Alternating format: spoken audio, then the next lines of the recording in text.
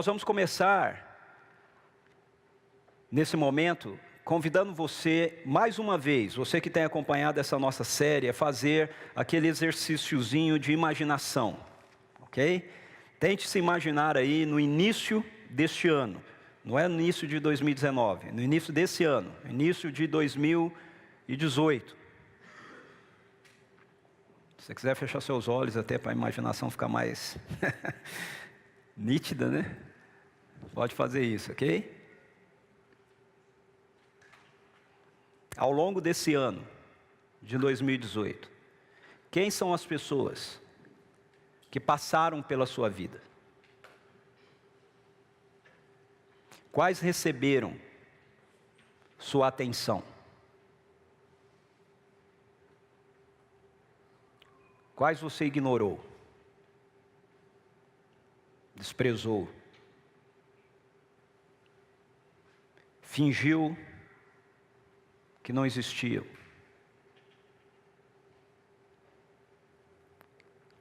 Quais foram prejudicadas por você? Quais te prejudicaram?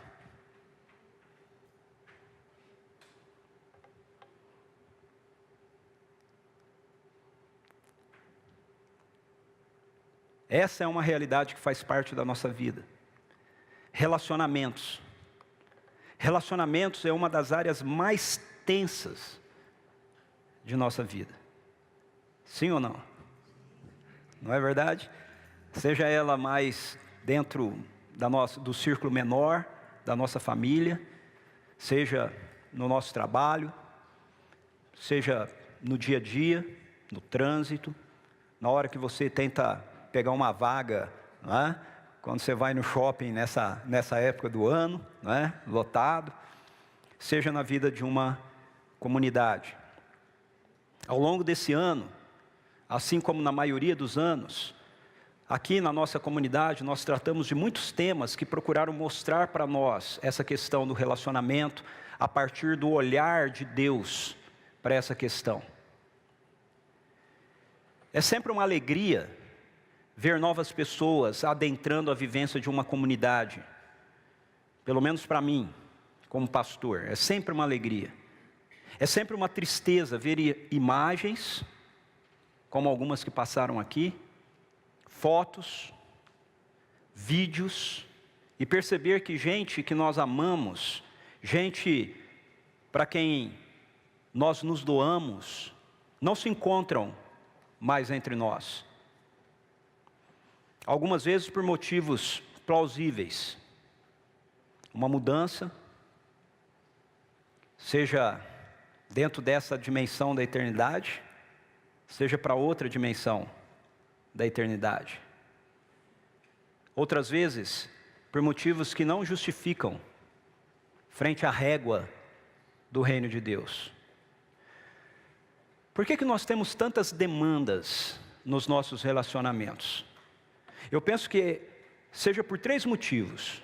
O primeiro é porque nós, gostemos disso ou não, somos seres criados à imagem e semelhança de um Deus relacional. E nós não conseguimos viver a parte dessa realidade. Por mais que a gente tente fugir de relacionamentos, isso é impossível. Porque nós somos criados à imagem de um Deus que é relacional. Ele se relaciona em si, o Pai, o Filho e o Espírito, e Ele se relaciona conosco e se relaciona com a sua criação. Um segundo motivo é porque, uma vez que nós nos rebelamos contra esse Deus, isso que deveria ser algo natural para a gente, relacionamento deveria ser algo natural para a gente, se tornou uma ameaça. Porque o nosso coração, a nossa vida, a nossa mente se desconectou dessa fonte de relacionamento que é Deus. E um terceiro motivo é porque nós estamos inseridos em uma sociedade que é moldada pelas relações utilitárias no lugar das relações afetivas. Em outras palavras, na nossa sociedade, no nosso mundo, aquilo que as pessoas nos dão, aquilo que as pessoas nos oferecem é mais importante do que as afeições que nós cultivamos. Quanto à necessidade de relacionamento ser uma realidade da nossa imagem, a semelhança com Deus, eu queria mostrar o que o Dr. Daniel Siegel, um neurologista da Universidade da Califórnia, em Los Angeles, no seu livro A Neurobiologia do Nós, como relacionamentos, a mente e o cérebro interagem para formar quem somos, nos mostra como na nossa essência, na nossa criação, o relacionamento faz parte da nossa vida. Olha só o que ele diz. Ele diz assim, nesse seu livro: em um nível individual, os neurônios das regiões límbicas, o centro do nosso aprendizado emocional, que é fundamental para a nossa percepção subjetiva do pessoal e social, não estão totalmente conectados no nascimento. Eles são geneticamente formados para construir, presta atenção, eles são geneticamente formados para construir conexões sinópticas através das experiências de relacionamentos que temos com aqueles que estão mais próximos de nós. A começar, então, com os nossos pais. O bebê diretamente com a mãe e depois isso vai se estendendo. Veja que ele diz que essa realidade é geneticamente formada, ok? Ele é um médico, ele é um cientista, tá certo? Um neurobiologista, e ele está fazendo uma leitura aqui, numa perspectiva científica, ok? Dentro da realidade daquilo que as Escrituras nos dizem, por que nós somos geneticamente formados assim? Porque o nosso cérebro é geneticamente formado assim? Porque Deus nos criou a semelhança, a imagem e semelhança dele. Porque Deus é um Deus relacional. E nós fomos criados com essa percepção, com essa perspectiva da nossa vida, do nosso cérebro, que só é desenvolvido a partir de relacionamentos. Ok? Essa é a única parte do corpo que é desenvolvida assim, a partir de relacionamentos. Quanto ao segundo e o terceiro motivo, eu concordo completamente com o que o pastor Shaul Boss diz, quando ele fala o seguinte: nessa era da gratificação instantânea, nossa natureza humana é desejar termos agora o que desejamos. Recebemos tantas coisas quantas queremos.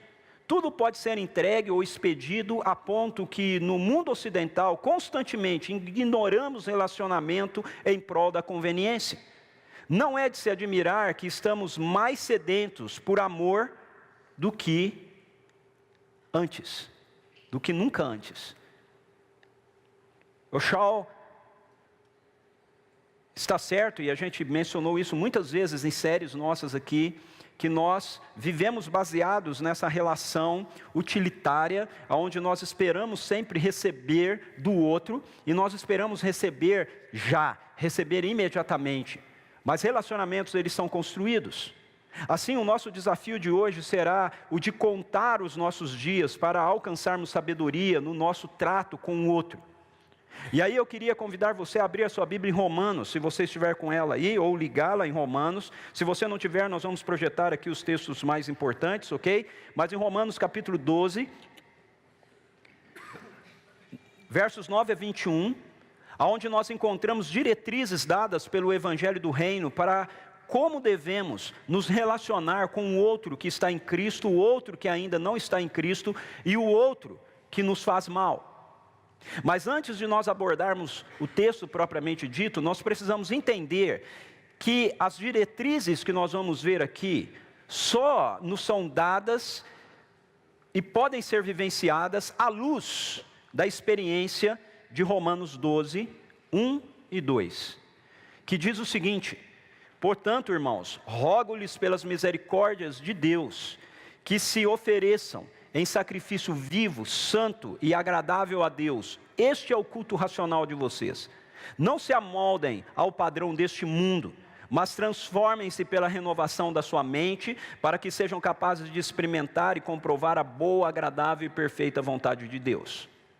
Ou seja, você só vai poder vivenciar o que eu vou compartilhar com você daqui a pouco, se já tiver respondido de fato ao Evangelho, e se a sua mente estiver sendo moldada pela mente de Cristo. É isso que Paulo está dizendo aqui.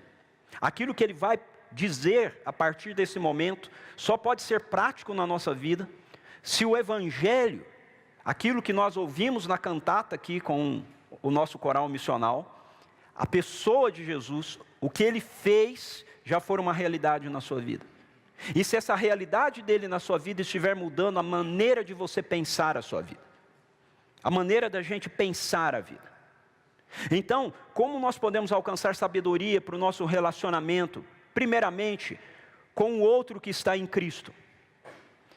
Em Romanos 12:9, Paulo diz assim: o amor deve ser sincero, odeiem o que é mal, apeguem-se ao que é bom.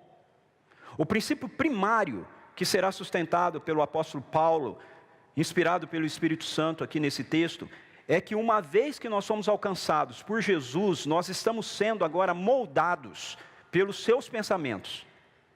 E o amor será o fundamento para os nossos relacionamentos.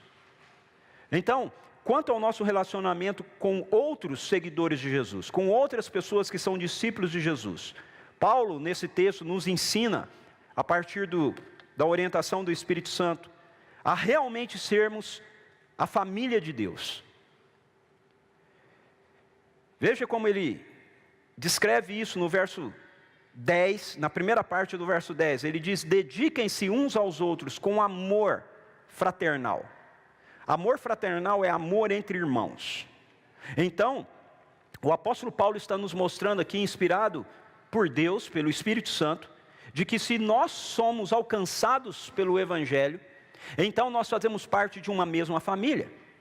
Os relacionamentos em nossa cultura são fruto dos nossos interesses pessoais, do que nós podemos receber da outra pessoa.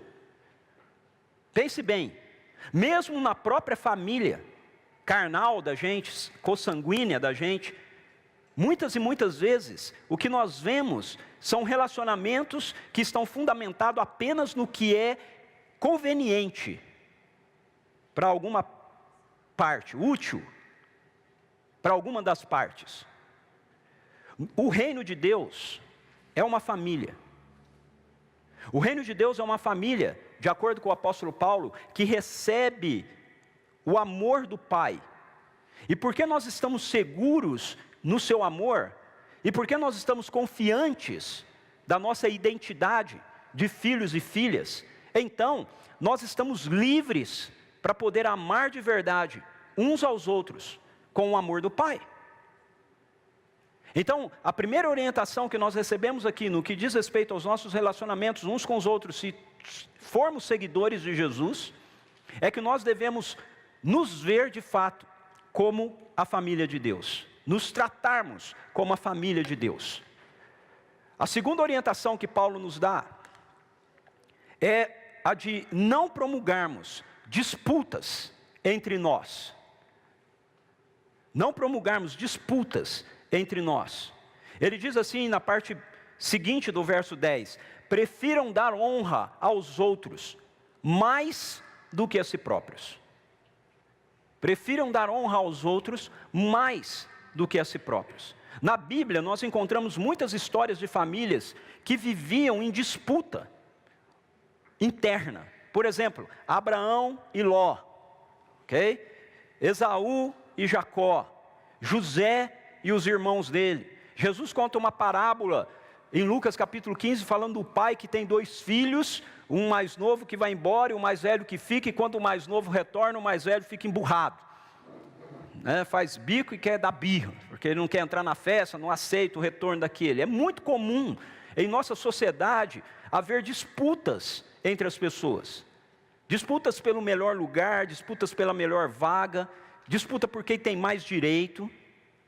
Mas veja, se nós fazemos parte de um reino, que é uma família, então nós precisamos entender que a família do reino é uma família que precisa manter a disputa fora dos seus limites.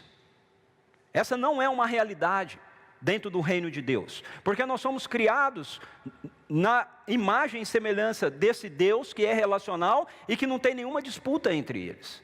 O Pai, o Filho e o Espírito, eles não disputam entre si. Então a disputa não cabe dentro dos nossos relacionamentos. Nós somos todos filhos e filhas amados pelo Pai Celestial. A maneira de nós fazermos isso é aprendermos a desenvolver uma cultura de honra. Aprendermos a honrar as pessoas, a honrar os outros, ao invés de ficar exigindo honra para nós mesmos. A olhar para aquilo que outros fazem, outros seguidores de Jesus fazem, outros discípulos fazem, aqueles que estão caminhando conosco fazem, e nos alegrarmos com isso, e honrarmos essas pessoas, por elas estarem fazendo aquilo que elas estão fazendo. Não termos ciúmes, não disputarmos, não acharmos ruim, porque não está sendo feito do nosso jeito, ou porque não somos nós que estamos fazendo, não somos nós que estamos em destaque. Não, disputa tem que ficar para fora das nossas relações. E em terceiro lugar, nós somos ensinados a cuidar das necessidades uns dos outros e a mantermos a nossa vida aberta ao outro. Olha o que é dito nas Escrituras aí em Romanos, no verso 13. O apóstolo Paulo diz assim: compartilhem o que vocês têm com os santos em suas necessidades, pratiquem a hospitalidade. Percebam como a vida no ambiente do reino de Deus é diametralmente oposta àquilo que nós aprendemos quando nós estamos escravos do pecado. Quando nós estamos escravos da rebelião, quando nós estamos escravos do pecado, nós queremos cuidar cada um de si mesmo. Aquilo que a gente alcança, seja em termos de tempo, seja em termos de título, seja em termos de recurso, nós queremos para nós. Nós queremos guardar, armazenar. Mas Paulo diz que na nossa vivência como família do reino, família de Deus, nós devemos compartilhar aquilo que nós temos. Compartilhar dos nossos dons, compartilhar do nosso tempo, compartilhar da nossa atenção, compartilhar da nossa afeição, compartilhar do nosso cuidado, compartilhar dos nossos recursos. Nós devemos ter a alegria de poder compartilhar os recursos que Deus coloca à nossa disposição para abençoar a vida de outros cristãos nas suas necessidades. É o que o apóstolo está dizendo aqui. Nem toda necessidade é uma necessidade material. Às vezes tem necessidade material, mas às vezes tem necessidade, por exemplo, da pessoa ser ouvida. Às vezes tem a necessidade da pessoa ser tocada e ouvir de você: ei, Deus te ama, que Ele abençoe a sua vida. Receber um abraço e ouvir de você: ei, você é importante para nós. Compartilhar então. Nós também precisamos manter a nossa vida aberta para acolher e para sermos acolhidos. Esse é o sentido de hospitalidade aqui. Muitas vezes a gente restringiu o sentido da palavra hospitalidade ao fato de a gente receber alguém na nossa casa, né? Isso, de fato, é uma expressão de hospitalidade, ok? Mas nem todo mundo que a gente recebe em casa é um exercício de hospitalidade, não é verdade? Às vezes você recebe alguém que vai, sei lá, vender alguma coisa para você, apresentar alguma coisa, você recebeu na sua casa. Então a ideia de hospitalidade nas Escrituras não é meramente a ideia de você receber alguém na sua casa, ou hospedar alguém na sua casa, embora inclua isso, é algo mais amplo do que isso. Inclui o fato de você estar com a sua vida aberta para incluir o outro na sua vida, para que o outro possa ter acesso à sua vida, para que o outro possa ter espaço na sua vida. Então nós precisamos manter a nossa vida aberta para acolher. Isso inclui, sem dúvida alguma, sabermos ouvir, inclui também termos a coragem de exortar em amor uns aos outros. Numa sociedade onde a gente quer privar, ou primar, melhor dizendo, pela conveniência, não é mesmo? Pelo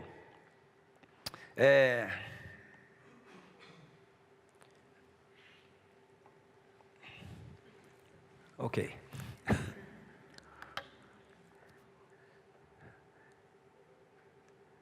Em quarto lugar, O apóstolo Paulo diz que nessa relação que nós temos como uma mesma família, por sermos seguidores de Jesus, nós precisamos aprender a não fazermos acepção entre as pessoas.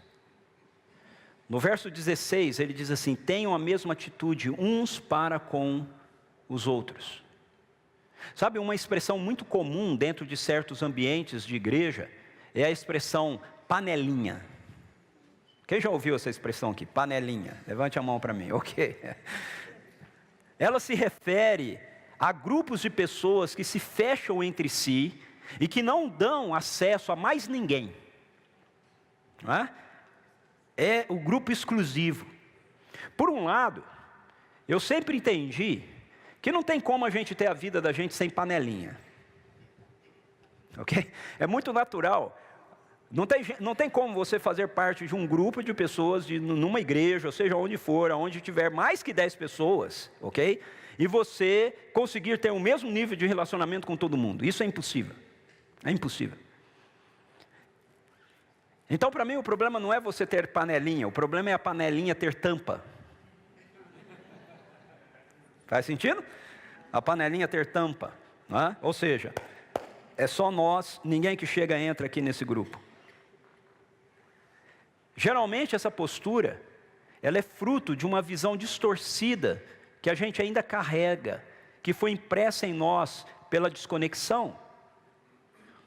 De acharmos que nós temos que segurar com unhas e dentes aquelas pessoas com as quais a gente se relaciona e a gente tem mais intimidade, e não permitir que ninguém mais chegue, porque se chegar, elas vão ser roubadas de nós. E nós temos que nos relacionar com essas pessoas e ninguém mais pode se relacionar com elas. Ou, uma outra dimensão, é a ideia de que eu sou muito importante, e é um privilégio para as pessoas se relacionarem comigo. Então eu decido quem são as pessoas que vão se relacionar comigo. Não vai ser qualquer um, não. Aí essa é a expressão que a gente vê na nossa sociedade da pessoa, aquela pessoa tem nariz empinado. Isso é fruto da desconexão. Em nossos relacionamentos nós devemos estar abertos para acolher a todos no amor do Pai.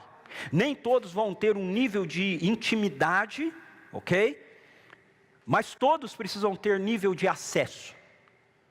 Nós não vamos conseguir ter uma intimidade profunda com todo mundo. Isso nós conseguimos ter com algumas pessoas, não com todo mundo. Mas todo mundo precisa ter nível de acesso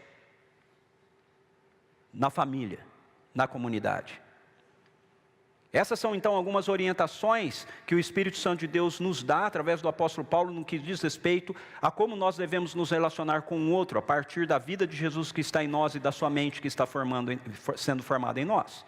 Em relação ao outro que ainda não está em Cristo, já quanto ao nosso relacionamento com outros que ainda não estão em Cristo, nós somos ensinados aí pelas Escrituras, primeiro a manter uma postura de empatia.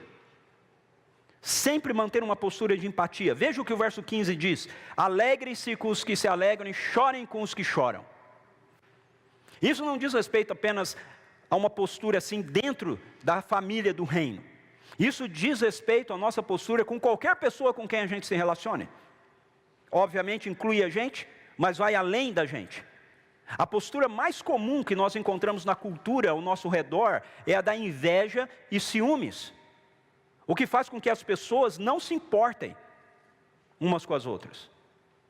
Às vezes até pior, que as pessoas se desgostem umas das outras, se desgostem do sucesso, né, que vê a outra pessoa tendo. A pessoa se deu bem em algo, a gente fica bravo, fica irritada, acha ruim, porque nós somos uma sociedade que é construída assim. Construída com a mentalidade de que você tem que vencer o outro. Se você não vencer o outro, você foi derrotado por ele. O que importa é o primeiro lugar e não o segundo. E nós não percebemos, mas nós trazemos isso para as nossas relações. Nós somos chamados por Jesus Cristo para afirmarmos as pessoas que vivem ao nosso redor, em suas vitórias, em suas alegrias. a olhar para vitórias e alegrias das pessoas e nos alegrarmos com isso, porque é a expressão de uma realidade que o próprio Deus compartilhou da vida dele com essas pessoas, a capacidade de criar, a capacidade de desenvolver. Então nós devemos nos alegrar, mas nós também temos que ser sensíveis, cheios de compaixão, com a dor que é gerada pelo caos na vida das pessoas. Olha ao seu redor, olha aí fora. Todos os dias nós cruzamos com pessoas que estão marcadas pela realidade do caos, que estão sofrendo.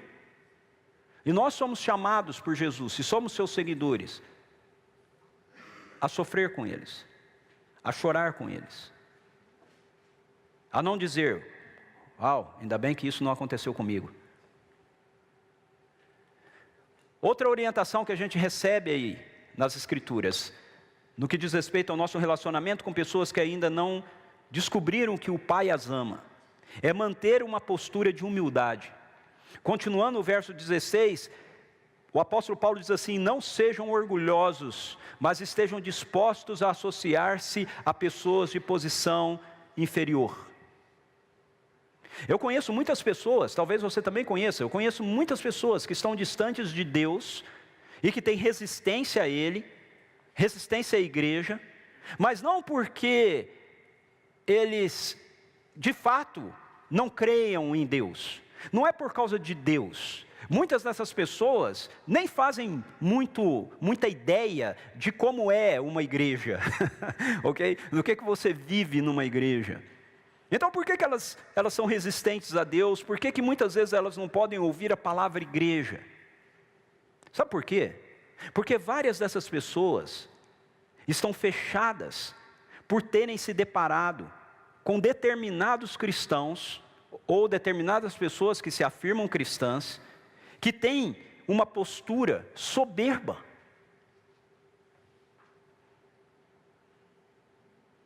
Se afirmam cristãos e se julgam melhor do que os outros. Quando se dirigem às pessoas, porque a pessoa não é evangélica, não é crente, não é cristã, porque a pessoa se afirma ateu ou é de qualquer outra religião, as palavras que aquela pessoa ouve daqueles que são cristãos são palavras de julgamento, são palavras de condenação. Palavras essas que se baseiam muito mais no seu moralismo do que na revelação de Deus em relação àquelas pessoas. Porque eu garanto para você que muitas e muitas vezes o que Deus pensa sobre algumas pessoas não é aquilo que você pensa sobre elas, não é aquilo que eu penso sobre elas.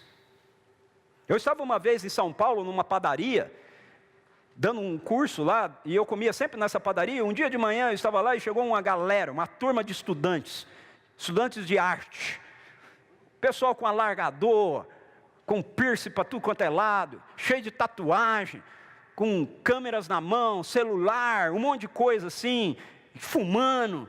E chegou lá, eram uns 11 mais ou menos, entre rapazes e moças. E eles sentaram na mesa e eles pediram café e começaram a conversar. E eu estava sentado terminando meu café de longe, eu comecei a olhar para eles. E eu comecei a orar dizendo: ei, Senhor, como o Senhor os vê? Quem são eles? E eu comecei a prestar atenção na conversa deles e percebi que eles estavam se reunidos ali porque eles tinham um trabalho em equipe para fazer, lá no centro de São Paulo, de fotografia. E eles estavam olhando e tudo mais, e começou a vir no meu coração o seguinte: a arte é minha. Começou a vir essa voz no meu coração: a arte é minha.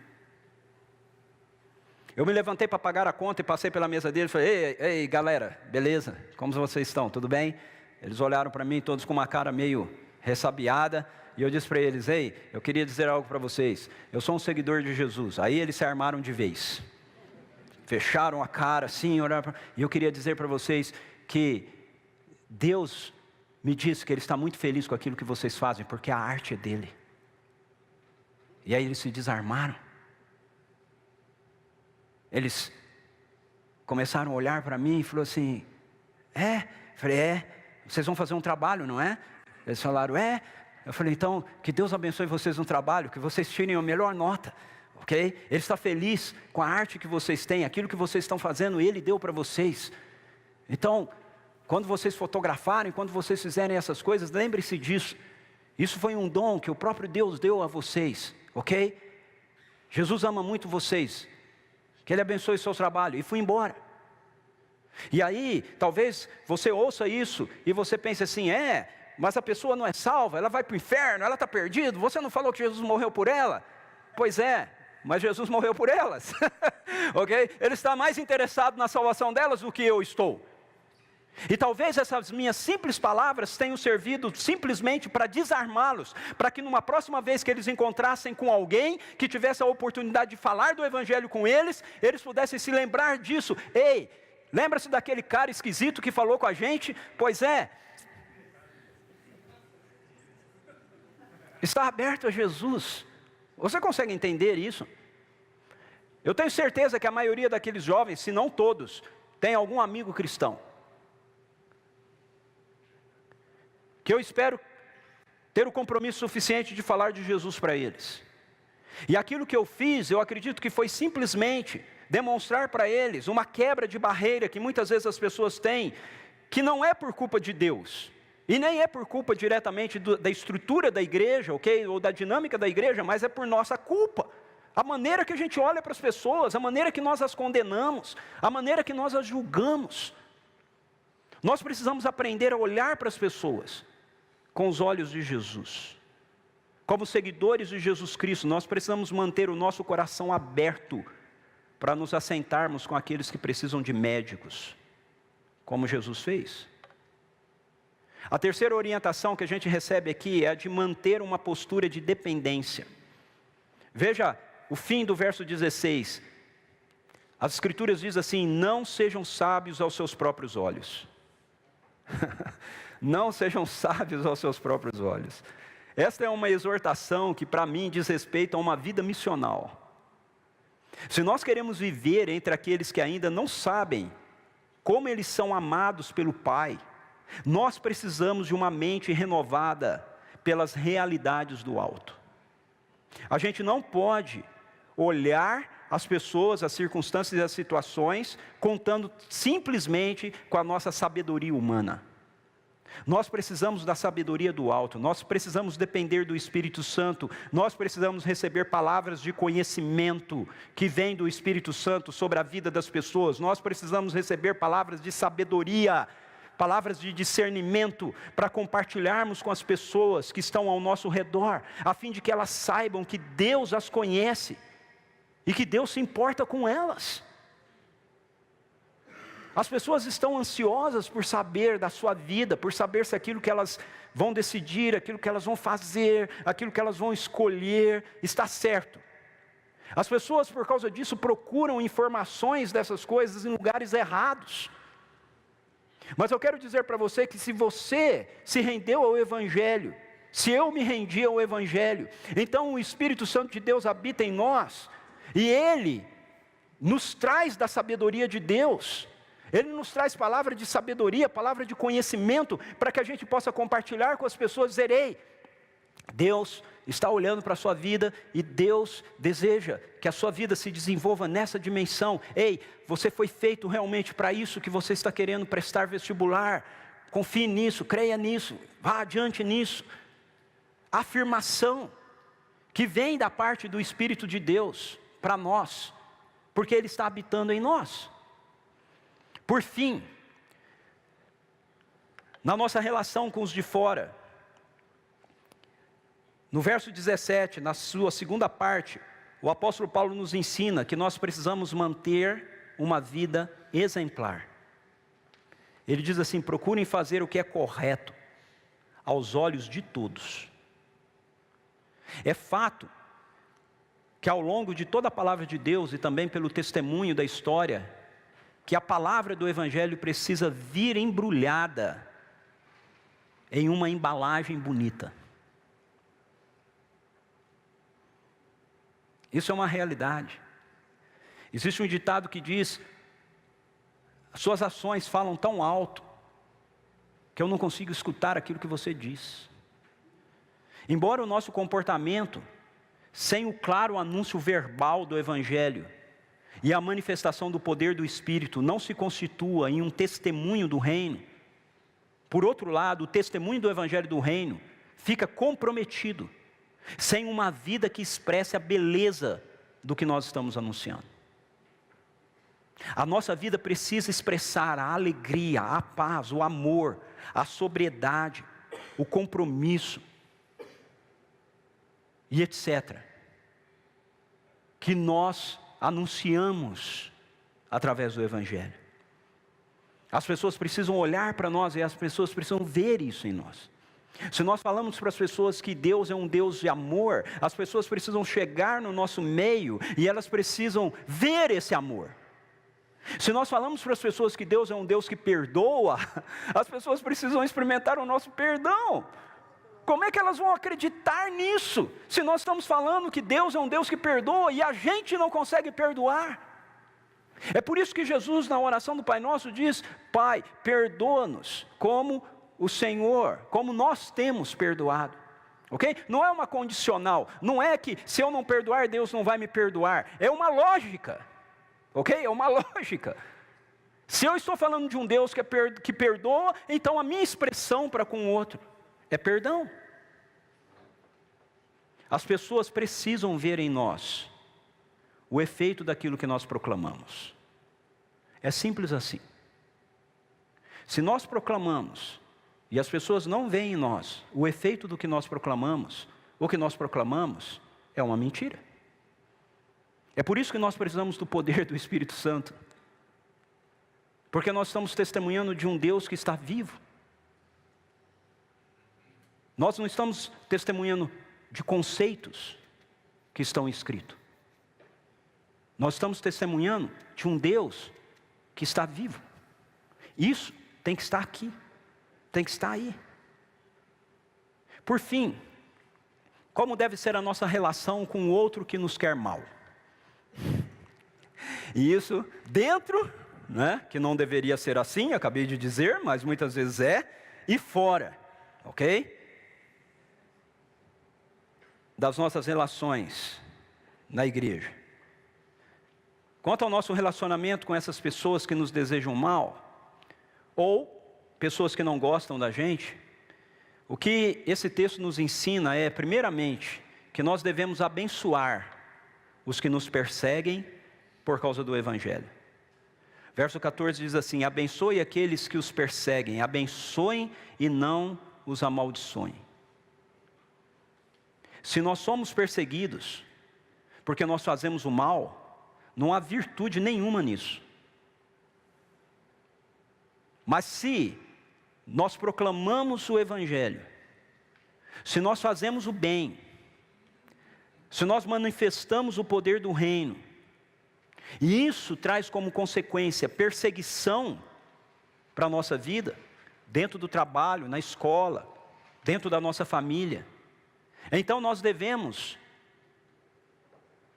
deixar de lado a postura de retaliação. A gente não deve retalhar. A gente deve se sentir privilegiado com isso. É isso que Jesus diz em Mateus capítulo 5, verso 11, Jesus diz assim, que se nós somos perseguidos por causa dele, por causa da justiça, por causa do Evangelho, ele diz: regozijem-se. Literalmente a palavra no texto é dê pulos de alegria. Ok? Dê pulos de alegria. Uau, eu estou sendo perseguido, eu estou sendo perseguido. Eu amo Jesus. E eu estou demonstrando o amor dele, e as pessoas estão bravas comigo. Uau, obrigado, Senhor. Não é para fazer aquelas orações de Davi, ok? Senhor, esmague o crânio deles com uma pedra. Isso é da velha aliança, ok? 1 Pedro capítulo 3, versos 13 a 18, o apóstolo Pedro diz que se nós somos perseguidos porque nós estamos fazendo o bem, a gente deve se sentir privilegiado, porque assim foi com o Senhor Jesus, que está vivendo em nós. Segundo, O texto nos ensina a não retribuir na mesma moeda. Ele diz, não só para não retalhar, mas ele diz para não retribuir na mesma moeda. Não retribuam a ninguém mal por mal. Isso é loucura ao extremo para a nossa sociedade. Vamos a um exercício fácil. O cara te fechou no trânsito. Vamos parar por aqui.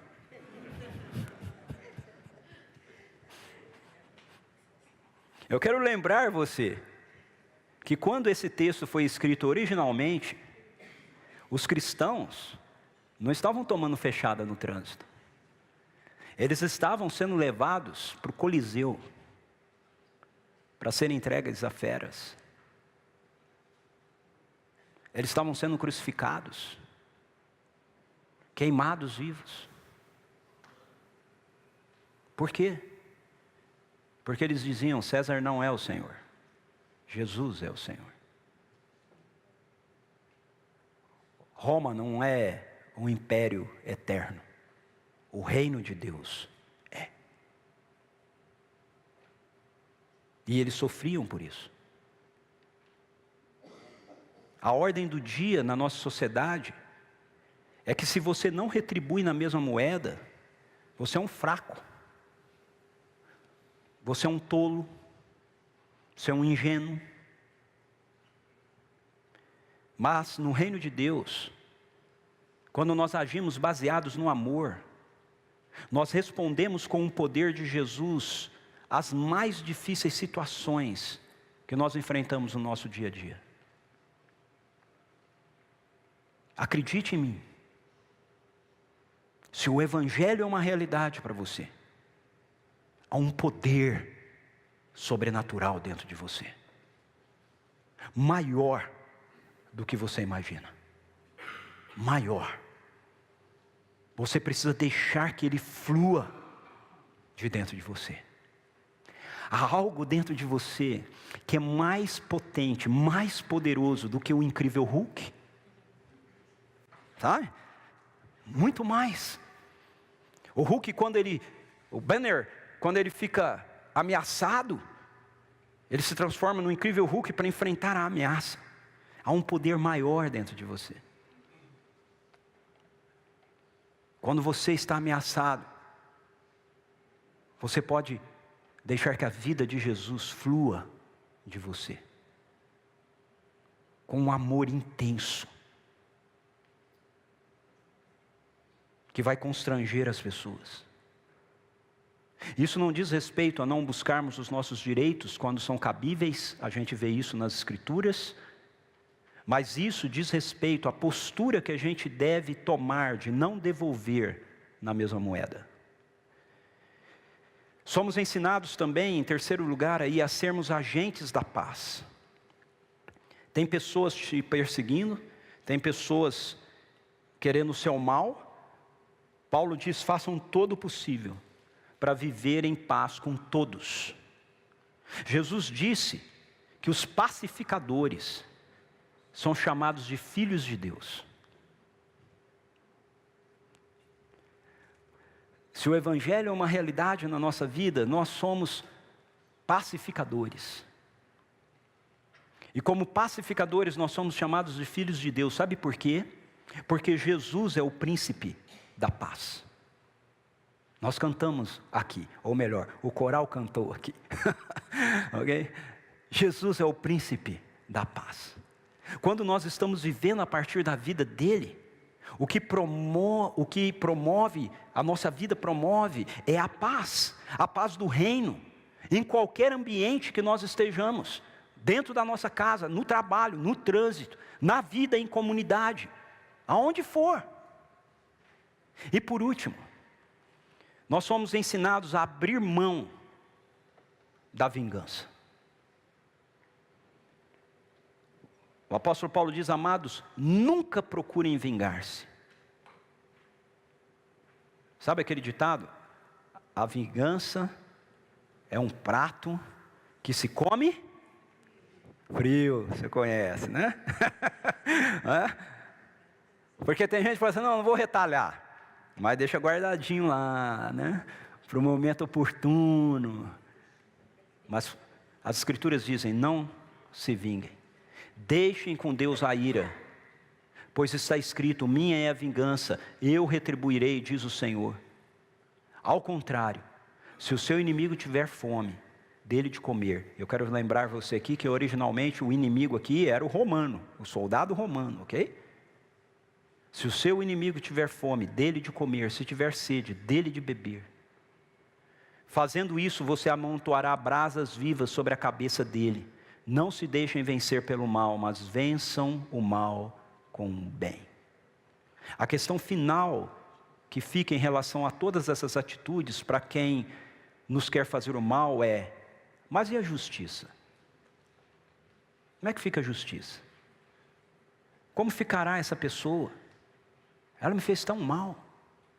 Não é correto que ela seja punida, ou ela responda pelo mal que nos fez ou faz? A resposta para essas perguntas é sim. Sim, é correto. Mas a pergunta é: quando? Quando? E a resposta é: quando Deus acertar as contas com ela. Vingança é uma atitude que não nos pertence.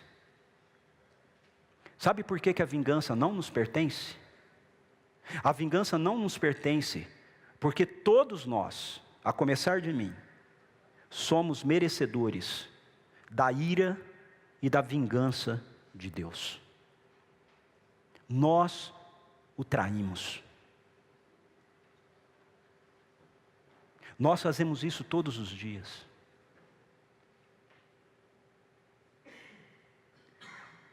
Nós fizemos isso ao longo desse ano. Nós ficamos emocionados com a canção, com a cantata do coral aqui, falando sobre Jesus, mas eu pergunto para você, quantas e quantas vezes esse ano Jesus não teve valor nenhum para você?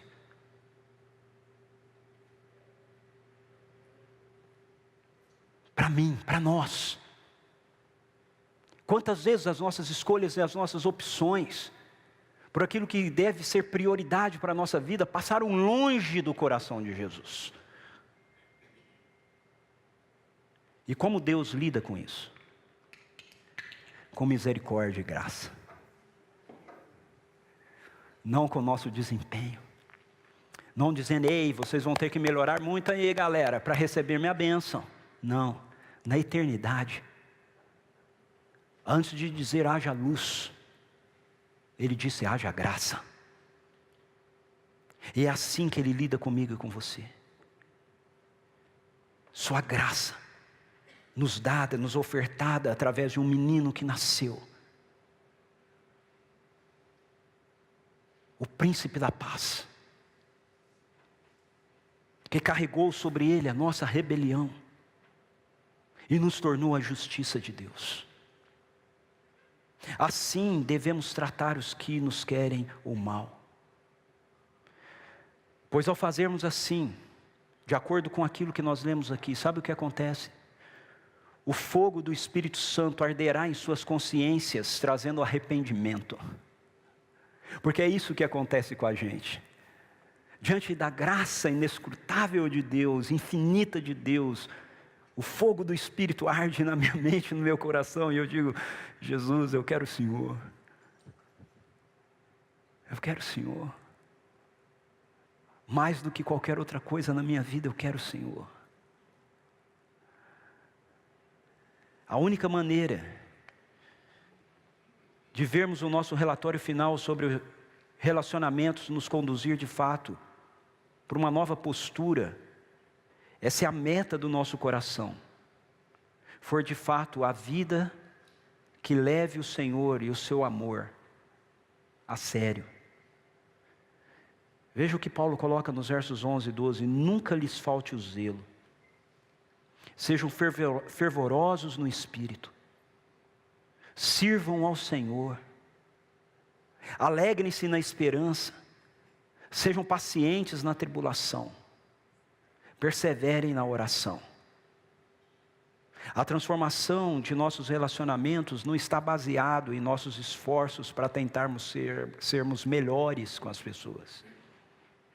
Está baseado na nossa vida de adoração, de entrega verdadeira, a dependência da vida abundante que Jesus nos dá.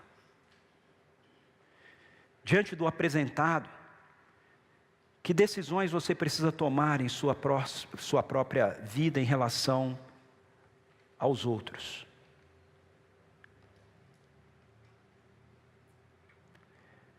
O que você precisa mudar nos seus relacionamentos, no seu casamento, com seus filhos, no seu trabalho, na sua vida em comunidade, na maneira de tratar os outros que te atendem?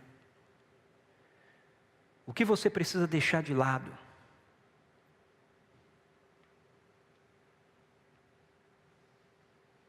O que você precisa incluir em suas relações? Vamos pedir para o Espírito Santo de Deus trazer esse fogo dele à nossa consciência. Feche seus olhos, curva a sua cabeça. Queria pedir para o pessoal da música vir aqui. Quero orar com você, eu quero que a gente encerre juntos, adorando ao Pai,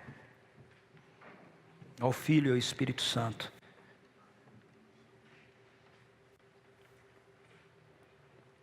Pelo testemunho maravilhoso que nós ouvimos aqui essa manhã, do Evangelho, e pelo efeito que isso deve produzir na nossa vida no que diz respeito aos nossos relacionamentos. Vamos orar. Pai, em nome de Jesus, nós pedimos que o Teu Espírito venha agora. Que Ele, com o Seu infinito amor, constranja o nosso coração. Tua graça infinita e maravilhosa nos renove, nos restaure.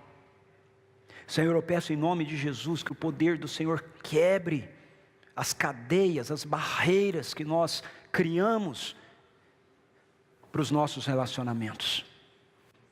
Seja com outro que é seguidor de Jesus como nós, seja com aqueles que ainda não sabem o quanto o Senhor os ama e o quanto o Senhor os quer na sua família. E principalmente com aqueles, ó Senhor, que não gostam de nós. Aqueles que nos perseguem,